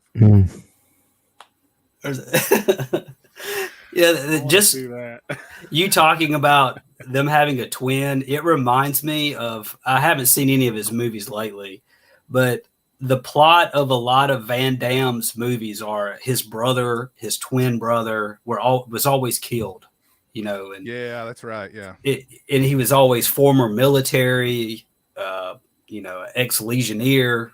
Yeah, that was a lot of Van Damme stuff. Yeah, Lionheart. I know there were more. Double Fact. He played both. Yeah. Replica. That was another one. Replicant. I like Replicant. I like Replicant a lot. Yeah. Lauren, what's your favorite Van Damme film? The one where he kicks the guy. Oh, so you just love the whole catalog. He loves all of them. The one where he does the split. Street Fighter, just it all. I just can't. I get like enough Street Fighter. That was fun. Yeah. I can't get enough of the coked up guy kicking people. That's what I want to see more of all day long. Lauren, okay. You don't love Cyborg? Lauren, say The Quest. Time Cop. I don't know what you want me to say here. Okay, say The Quest. I like Patron a lot. Yeah. How can you not love Cyborg? So let's talk about Manimal. He could turn into a eagle or a panther. In the season finale, he turns into a bear. God, that's cool. See, Van Damme never turned into a bear. But Van Damme could kill a bear with one kick. I doubt it. One kick. He was kind of a zombie in Universal Soldier, I guess. Yeah, that's true. That's true. Yeah, I think one of the Bloodsport sequels, he kills a bear or something like that. I don't know. He could do it. He would just do that split into like the nut punch. Well, and listen, I think just... there's only one way to settle this, and that's we get the real Van Damme and a real bear in a cage, and we see what happens. My money's still on Van Damme. Mine isn't. My money's still on Van Damme. Cocaine bear. The cocaine bear versus cocaine ballerina. Well, it's cocaine bear Van versus Damme is cocaine already actor. Cocaine Van so. Damme, so. All right, Van Damme is clean now. He's clean. All right, We gotta let the bear sober up. Man. A long time. At one time, Van Damme was box office. Yeah, He was. He Not had for a very 3 long, movie though. deal. No. Yeah, I mean it fell apart, but it's a very, very short period of time when that's the thing. People talk about Seagal and Van Damme and like all these guys after the Stallone Schwarzenegger boom. You talk about like 3 or 4 years that these guys were actually making money, and it's not long. It really isn't. It was a short, but what a damn good what a damn good window that was of time. Sudden Death. That was like his. Yeah. That was gonna be like his big movie. What was the one with Dennis Rodman? Knockoff. Double Team. Double Team, that's what it was. Yeah, Double Team. Oh no, you're right. Double Team. Sudden Knockoff Death, was I really like. I got a big poster of that in my game room. I love Sudden Yeah, Death. that's not that bad of a movie. I mean, I love Time Cop. I love Time Cop. I love Cyborg, of course. I mean, Bloodsport is incredible. Bloodsport's fun. Bloodsport's amazing. I love Replicant. I think his best movie, pound for pound, is probably Hard Target. Oh god, With Lance Henriksen as the villain. Yes. If Lance Henriksen in it, it's an automatic B. Yeah. Automatic B. Does that include that Hellraiser movie? That includes Hellraiser. That includes Man's Best Friend. All B's. Alien versus Predator. Mansion of the Doomed. Mansion It's of the all Doomed. B's. do any of y'all know why in Halloween Ends there was a little clip of the guy watching a Van Damme movie? Probably because it was Universal owned. Yeah. Probably. property Yeah. and Do you remember? Do y'all remember that? The guy that the I think it was actually father- Hard Target. Danny I think it McBride was, loved yeah. It was Hard Target. Yeah. Yeah. Because I remember being like, "That's odd that they would I think that clearly was show that." Well, that because was Corey's a hard target. That's true. That's true. That was a Danny McBride move. Like we've got the entire Universal catalog here, Danny. What movie are we going to choose to watch? Hard Target. That's the only good decision he made. Hard Target. Man. What are you Hands talking down. about? Hard Target. You know? Yeah, that's I can give 2 thumbs up right there. Yeah. It's got to be Hard Target, man. What are you talking about? Gordon Green? You know? Oh God. Snake Pliskin says AP has just wanted to say you've always been helpful to us fans, whether it's letting us know what sells hit on Amazon or answering our questions in the comments. Thanks, bud. And Time Cop. Yep, right on. Time Cop. Great movie. Thank you, Snake. Yes, Scream 6 made more money than Scream 5. Scream 6 is the highest grossing Scream movie since like the first one, right? Or the Does it second count one? for Two, the inflation? second film. Really? Yeah. I kept reading about that. That's crazy. Yeah. That is nuts. Yeah. Van Damme should be in the next Scream movie. I mean, talk about Jesus Christ. you know. The But see, mastermind. Here's the thing though. So Kirby is like, okay, so I've got to bring in my new partner to solve this case, and she's like, come on in, Bob, and it's a 500-pound Steven Seagal walks into the room. Okay, Yeah. done. Steven Seagal and Jean-Claude Van Damme at the end, duking it out. So is Jean-Claude Van Damme going to play twins that are both the killers? Yes, This is brilliant. yes. I'm gonna have to drink to that. That's such a good idea. I've got to drink to that. Well, Chris, Damn. remember I think there's room in the market for a Halloween film where Seagal comes to town to take care of Michael. The poster would be amazing. Seagal this fall. I mean, I want it so bad. And the tagline could be Michael Myers is back, but he forgot one thing. Seagal moved into Haddonfield. And he's just Yeah. I would watch this movie. It'd be like Seagal'd be on the poster eating like a drumstick, like just ripping into it. Seagal. Or like this fall, Steven man. Seagal playing himself, like a Bruce Campbell kind of thing, or like Steven He's Seagal. yes. Dude, he needs to Seagal- be the one from Under Siege. I can't remember that character's Oh, name. the cook. Yeah, the cook. And then you know, and he, the way he talks that movie is so. Hey man, you gotta You know, he has. Hey, Michael, man, you're not supposed to be hurting these. These are good people, man. Gosh, what was his character's name? You have a scene Jesus where Christ. Michael is walking down the sidewalk and Seagal's running after him with his This girly run. Oh man, He can't catch up to Michael. Michael just sauntering along, you know. Did any of y'all watch his reality show where he was like a cop? And my dad's favorite show of all time. I watched some of it. My dad is the biggest Seagal fan on the planet. On the planet, he loves Seagal. They had like whenever they would ride and he would see a crime, it was like Seagal vision, and they would change it to like red. I don't know if y'all remember that, but then they would like. Dude, my dad loves that show. I know a couple people have seen this, but has everybody seen his energy drink commercials? Yes. My dad used to drink them regularly before Katrina, or right around Katrina before. He loved them. I mean, he loved them. The Asian experience. Those secret berries, man. Goji berries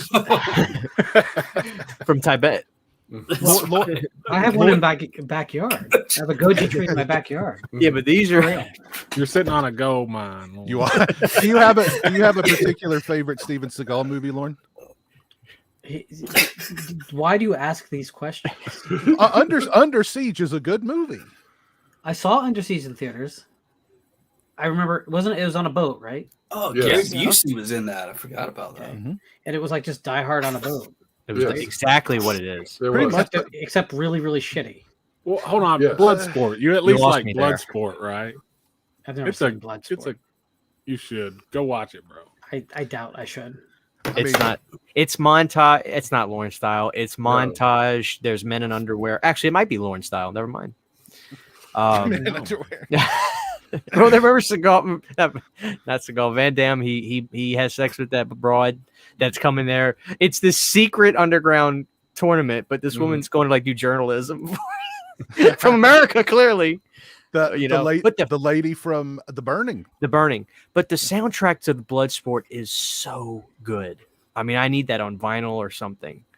I love the soundtrack to Bloodsport. That's my favorite canon movie. Kumite. And it's all. And listen, Frank Dukes. Cool. Everything Frank Dukes said is true. Okay. Everything. Every drop of it. Every word of what Frank Dukes said is gospel. Yeah. No. Was Bloodsport the one with was it Bolo Young? It's the Apollo, best villain in the world. Yeah, that guy.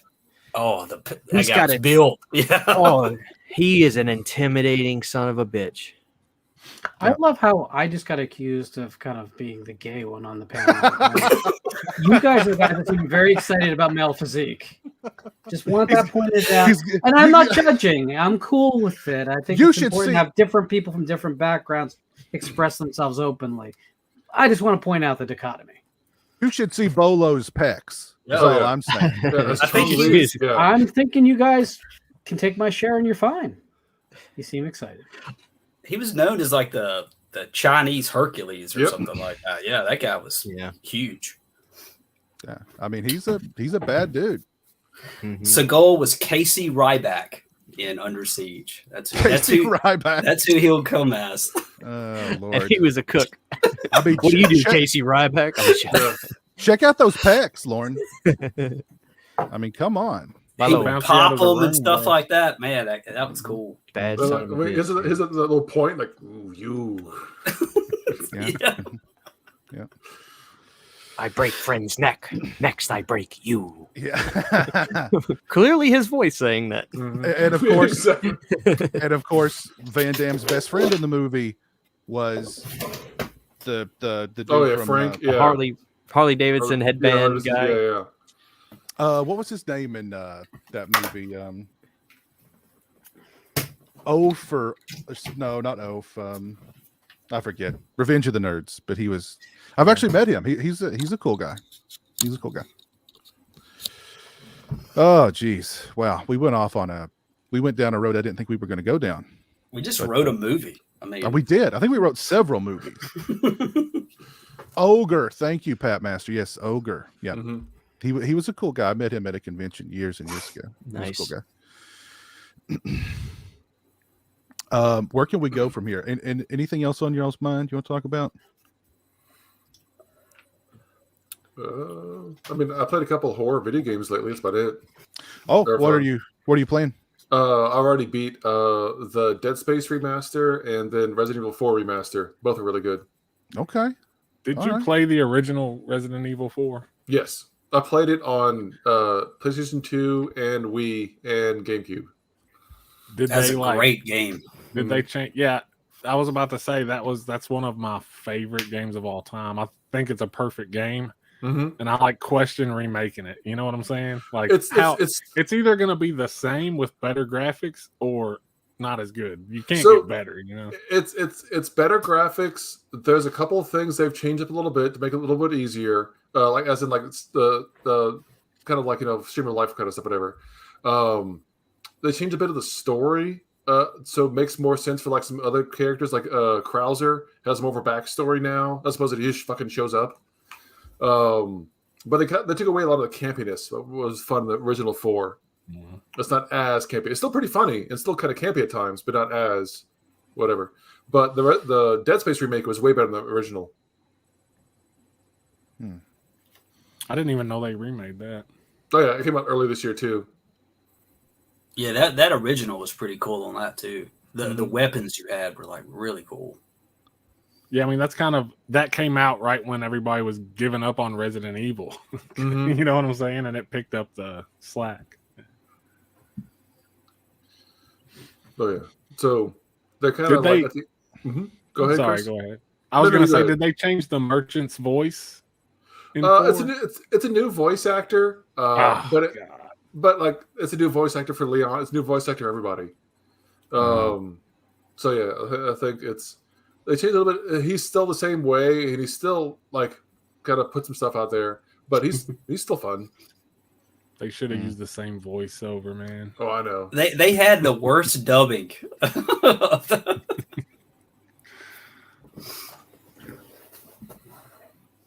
But that's all I've been up to. Besides seeing Renfield, that's about it lately.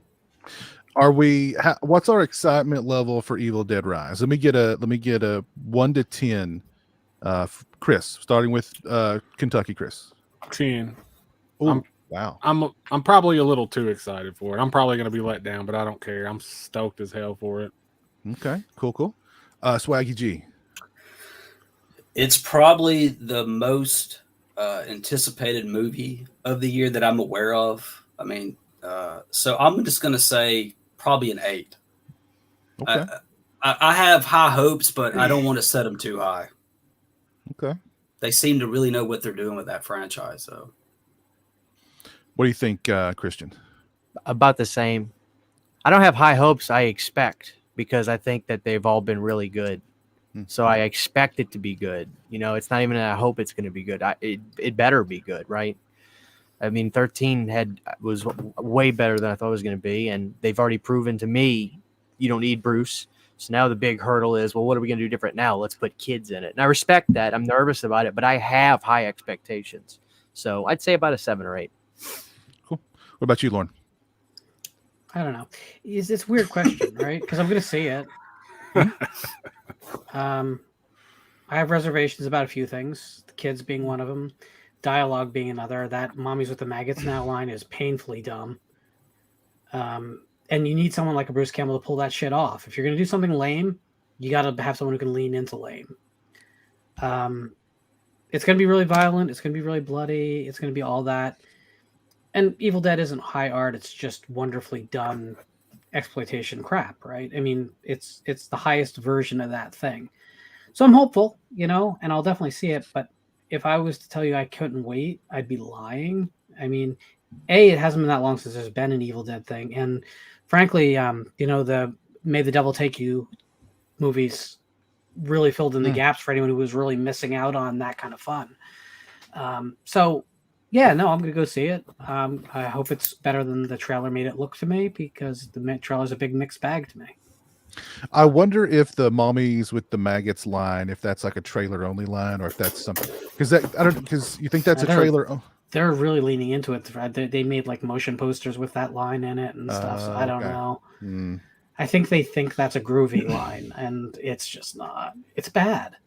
It's just a bad line, and I like the "you'll make a great mother someday" because you know how to lie to kids. It's clever, but it's also kind of really out of tone for an Evil Dead film. But we'll see. In context, maybe it'll work. I don't know.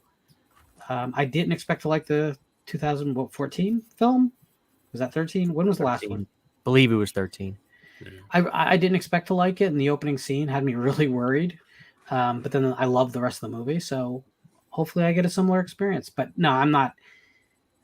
Listen, anytime you're talking about a sequel that's into this kind of numbers, hey, this is the 5th, this is the 6th, this is the 7th film in any franchise, saying I'm truly excited, I just don't know if that's going to apply. But I hope it's good. Hope it's great. What about you, Chris Field? I'm like a 5 or a 6 because stuff going on with Sam right now. May not want to go see it just yet. As well as, I don't know if this is a sequel to 13 or like, as Lauren said, like 4 or 5 in the Evil Dead, series of movies. So I don't know. I'm kind of curious. I know they're advertising the hell out of it right now on Twitch and everything else. Like you can't escape this commercial. It kind of seems like it's supposed to stand alone, right? It looks that way. It looks like it's a standalone thing, which is something I like about it. That it's a standalone thing. Yeah. Okay. I mean, like the remake was standalone, but if you wanted to, you could say like, hey, well, it's a different timeline or whatever, same world, whatever. But like, I'm hoping they do that with that, where it's like, yeah, it stands alone. It doesn't have to be referential, but you can still toy with the thought of like, when you're messing with a movie like that, where there's alternate dimensions and time travel and shit, like you can play pretty loose with your head canon. So, oh sure, yeah. Eyes Open No Fear says a 96 tomato. Is that so? I know some reviews have already come out for the movie, and I'm not a big Rotten Tomatoes guy, but I guess for an Evil Dead movie, if it's at 96%, that's, I guess, good. That's before review embargo is over, so that's like nothing. That doesn't mean anything. It's gonna be probably fresh when it's done with it, simply because the will for it to be fresh is already readable out there. You can tell when a film, when the mainstream commercial media press wants something to be given the benefit of the doubt, and you can tell when they don't. That the Rotten Tomato thing is such a corporate score. I wouldn't put any stock in it. But again, the embargo is not even up yet. So, I mean, what does that even mean? Yeah. So according to Wise Guy, the director said that it's a standalone. There are 3 books of the dead. This movie focuses on the 3rd. So I guess that's why this Necronomicon looks different from the one that we're used to with the face on it. So, okay. So there are 3 books in Army of Darkness. Oh, that's right. Yeah. There are in there. Yeah. We saw what one of them did. Sucked them right in. Yep. Okay. That makes sense. I love that scene too. It's interesting, right? This movie had a theatrical release, got pulled, then was going to go to streaming, and then it tested so well. Like, why are they testing it if it's going to streaming? That's cool, but I never really understood the situation totally. Why is it getting tested if it's already saying they're going to go to stream? Like, what happened? From what I understood, it wasn't going to go to theaters in the first place. I thought it was going to go. Maybe that's what it was. That's what I heard. Okay, but that's the case. Yeah, that's what I heard. That it was supposed to be a streaming thing, but it tested really high, so they went in and did some reshoots and put some more money into it. And that's right. That's right. I don't want to throw water on that, but that seems very unlikely to how the business actually works. Theatrical dates are locked up from a strategic standpoint, 18 to 20 months out. And the reshoots only happened like 7 months ago. So that math doesn't really add up to me. I suspect there was always going to be at least a limited theatrical window for this film. If it makes any difference, that news came in like February of last year. It's been like over a year since they decided to move it to theaters. I don't know. Well, that and maybe they're just trying to do, because I mean that was the whole Smile story too, and of course Smile was a huge success. Yeah, but Smile was always intended. They had toyed with going just to box with it because of COVID and the world as it were at the time. I don't know. I also don't see how the Evil Dead franchise is not how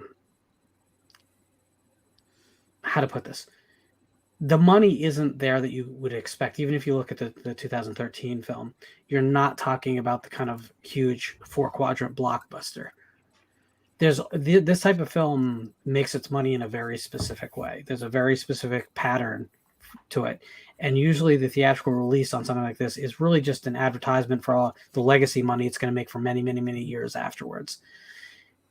That makes a lot of sense, and that's what I believe has to be the case. I can't imagine they would have bypassed theaters entirely with this. Also, it's not shot like something that's going to be released just for home. It's shot looking like a theatrical feature, so I don't know. I think that it plays really well for PR to say, hey, look, it tested so well, we're putting it in theaters. Mm-hmm. When in reality, like there's a lot that goes into that decision that you have to make really early. I mean, something like Skinamarink is something they threw into theaters. Okay. And you can tell that it never should have been in theaters. This, I don't know.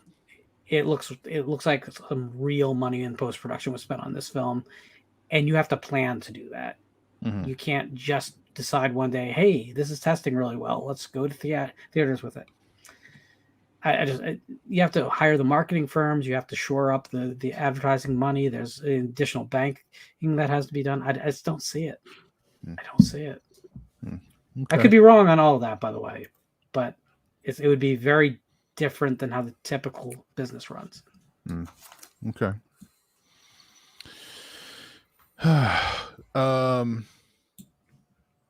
Geez, we've lost some people.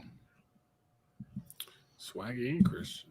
Yep. Well, maybe it was the Necronomicon. Did anybody see? Has everybody seen the show? What you guys think of the series? I loved it, like start to finish.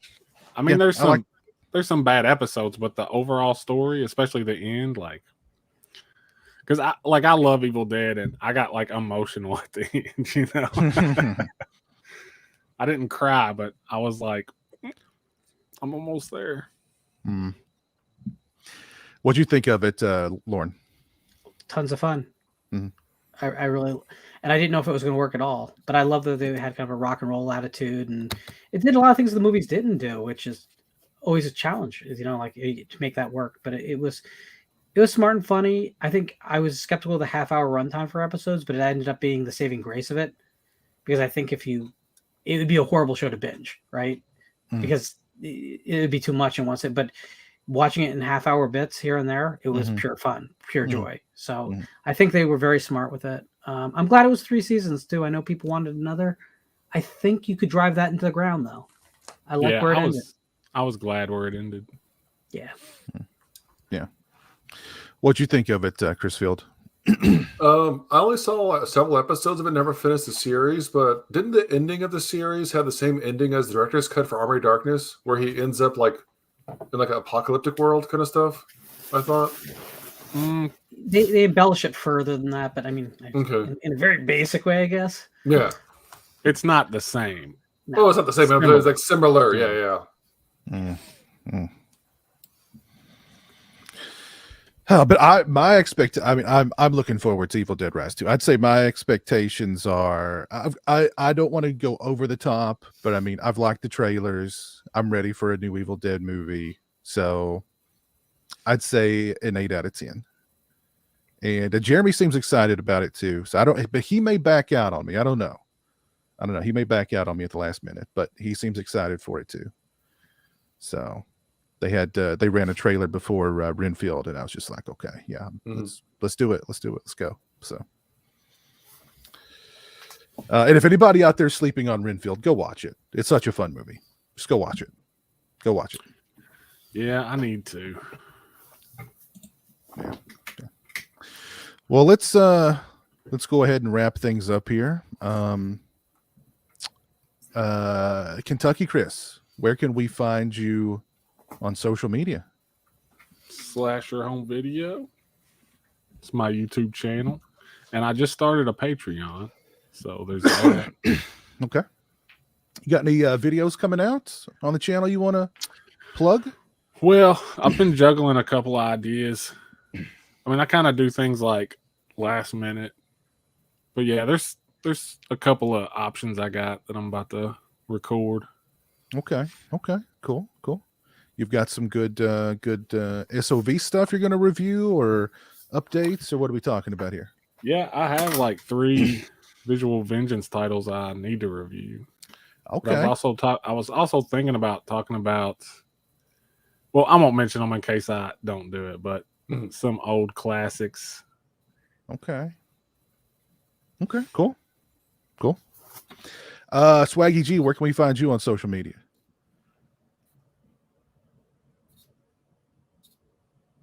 Swaggy, you there? I think he's frozen. He's having internet issues. Chris Field, where can we find you on social media? On Twitter at Bonus Pretzel. That's about it. That's all I really hang out on Twitter nowadays. Okay, cool. Lauren, where can we find you on social media? At Lauren Dixon, LORNE, or basically on Amazon.com under my name, Lauren Dixon. You can check out. I'm only on Instagram. Hopefully this is. Whoa. Nope. You won't find me on Instagram. Nope. He was on a 2-minute delay, guys. Wow. Damn. That was delayed. Damn. But go ahead, finish up there. Yeah, and I was also going to say we are less than a month from the launch of season 3 of Region Free. If you haven't joined the new channel, you need to do so. Just search Region Free season 3 and you will find it. We've got a bunch of folks already over there, but we could use the rest of you to come on over. We're premiering on Saturday the 13th at 8 p.m. So see you there. Jeremy did not see Renfield with me. He was not interested at all for Renfield. So he's not a horror comedy guy. He likes it dark. He wants his horror dark. You know, no humor at all. Swag, are you here? Are you there? Yeah, sorry about that. Okay. Where can we find you on social media? I am only on Instagram under John's Cool World. So a couple of movie reviews and some photography stuff. And I want to say I read Lauren's book, and if you were to purchase it, you won't be cheated. It's not like he played with the font. It's a full story. It's the 362 pages. It's like 72-point font. So like words per page. I've read other people's stuff, and they played with that and extended it out, and it was like, no, he doesn't cheat you with this. So it's a good story. It went in some directions I wasn't expecting. So it's not a last-minute paper for your English class. You get like on things. Or it's like a House of Leaves where like there's 2 words on the single page for a bunch of it. You're like, what the hell? Yeah. You won't be disappointed if you purchase it. I don't think the publisher would have been overjoyed with me saying, can we have a 19-point font on it? I don't think I would have won that battle anyway, but thank you. I appreciate you should have. But what about those with, difficulty seeing, Can I have all the O's in blue? That was other House of Leaves thing. Yeah, that's right. Yeah. Oh goodness. Well, yeah. So follow these fine folks on social media, and Jeremy and I are going to be doing a new Lunch with Jeremy stream, maybe later this week. Well, I'll have to figure out some details, but probably later this week. My review of Renfield will most likely be out tomorrow, so keep your eyes peeled for that. I'm working on a couple of new blood streams I'll hopefully be able to announce soon. A couple of guests for a new Sunday night stream I'll hopefully be able to announce very soon as well. So y'all keep your eyes peeled. But let me do some shout outs here. Thank you, Arts, for the 99-cent sticker. Appreciate that. And let's see who's still with us tonight here. We've got Dave in the chat. We got Dave O in the chat. We got Mad Bull, Pap Master, Reggie 19, Barney Likes Beer, Eyes Open, No Fear, Wise Guy 100, The Blooded Youcha. We got Big Crack Rock hanging out with us tonight. Big Crack Rock, I hope you're doing well. Ben Grimm, Richie Horrors, Saturn Video, Alexis Horror was hanging out with us tonight. 1980s Betamax was hanging out with us tonight. Alex Bacon, Griffin, Scratch Burno. Yeah, thank you all for hanging out with us tonight. And thank you all for being on the panel. Also, a shout out to Christian and shout out to Swaggy and Davo. And did we have somebody else here? That was it. Okay. But yeah, thank you all for hanging out with me tonight. And thank you all for being patrons. That's I appreciate that very much. So, all righty. Everybody out there, take care. Have a great rest of your Tuesday night. And we'll see you again real soon. Until then, peace.